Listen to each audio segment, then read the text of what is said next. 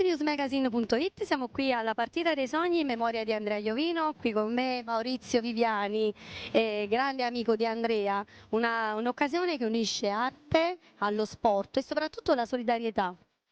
Ciao Margherita, io saluto tutti i fan di streetnewsmagazine.it, insomma una giornata questa direi bellissima, perché innanzitutto c'è stata l'unione di una famiglia che è quella che vede e contraddistingue poi Gennaro nell'impegnarsi poi ogni giorno insieme al suo staff di animazione, la Hollywood Animazione, per ricordare poi quando ce n'è possibilità un nostro amico, perché è stato, noi abbiamo condiviso il villaggio insieme, abbiamo fatto una stagione estiva insieme. Andrea è una persona straordinaria, dico è perché lui è qui con noi e anche oggi è stato bellissimo. Vi racconto una mia emozione personale quando c'è stata la canzone di Roberto Vecchioni che Gennaro propone sempre quando dobbiamo ricordare Andrea in un evento come questo.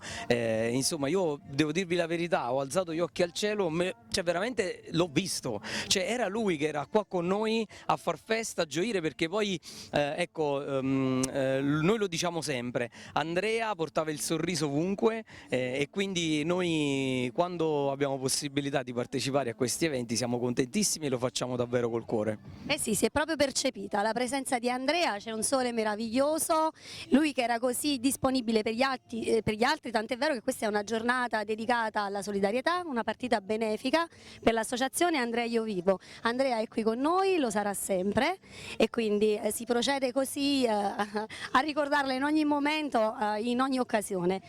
Tu che sei parte di Street News Magazine, facciamo un saluto a tutti i lettori di Street News Magazine.